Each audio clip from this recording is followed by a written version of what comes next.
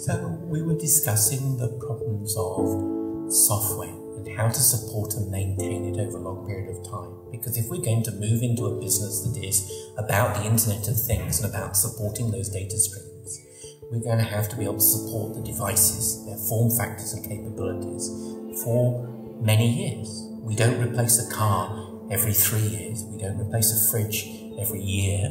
It's not like a phone. We're going to have to find and develop ways of wrapping the interfaces and standing these things together for tens of years, maybe even hundreds of years. And along the way, we're going to have to remember how things work. We tried that in the year 2000, and in some cases we were lucky. In other cases, we simply threw it away. Now we may have to do that again. What are we going to do with that? Is that going to change the cost and the price? I think so. But it's an interesting journey. It's still in the Wild West. Part of the Wild West is the pleasure of seeing who's going to win. But there are lots of people shooting from the hip trying to make those things happen. And there's a chance that that will improve or will get better.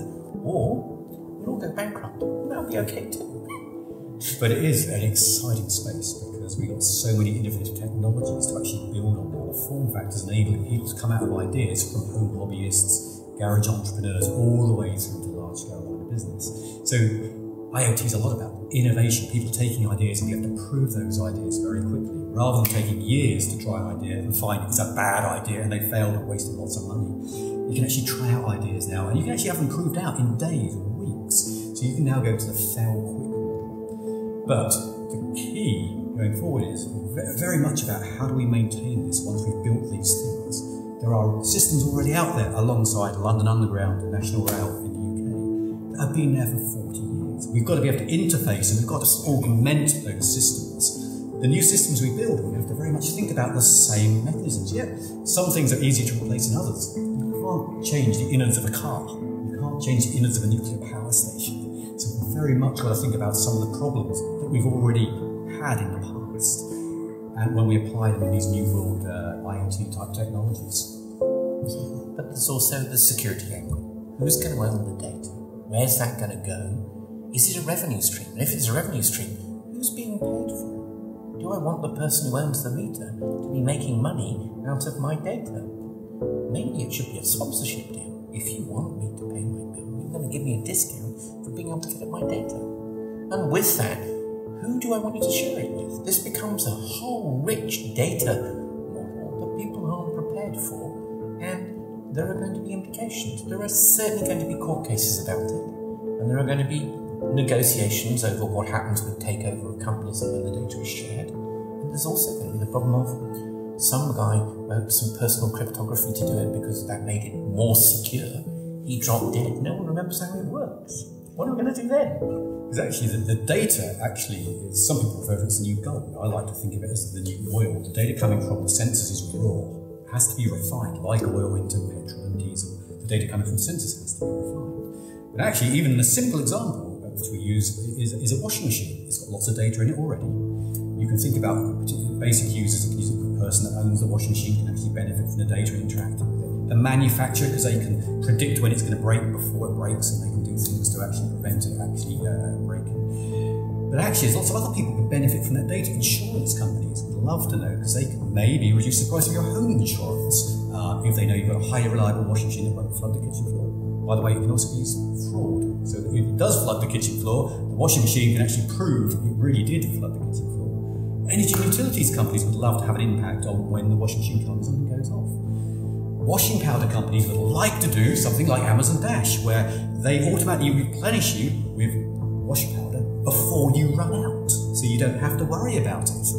So it's very much this model. Who owns this data? Is it the washing machine owner? Is it the manufacturer? How do I share that data in a secure manner? And scalable, because it's all about the orders of magnitude and the scale of the data that we can have access to. And actually, the value in this is how many people can live off the same refined data. And you can start asking questions about the quality of the manufacturer, the quality of the product consumed in it, what clothes we put through it. All of these things become things that we can start using in ways we don't yet know about. An example I gave today was if we know about the use of the energy in the building, we get a pattern of how people are. If it stops being used in that way, we can start asking, What went wrong? Is there a medical problem? Is there a support problem? Is there a care problem? Have you been burgled? Absolutely, because in the same way that you can use it for beneficial reasons, if somebody else can access the data, they can say, actually, there's no one in the house. They haven't been in the house for a while. That's a good opportunity to actually go and break in. I love it because IoT is all about innovation. The ATLANTEC conference has got a mixture of big companies, a lot of small guys that are actually interested. We're trying to grow this innovation. We're trying to get the startup mentality. We're trying to get this into people's heads.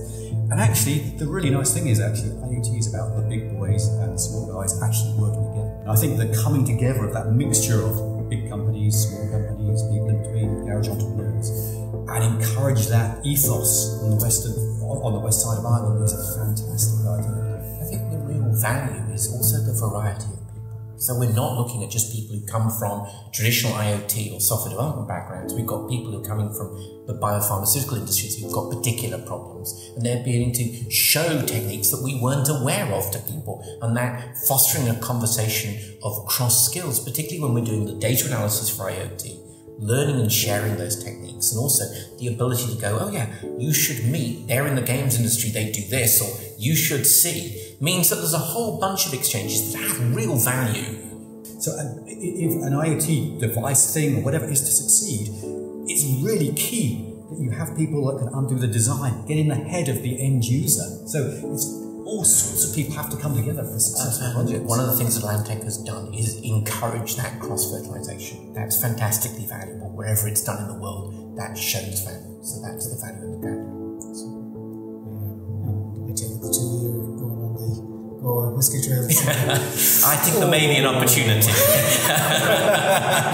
But I'm not going to mix Guinness and wine tonight. That didn't work so well last night. Learn from our mistakes. Super. Brilliant. Great.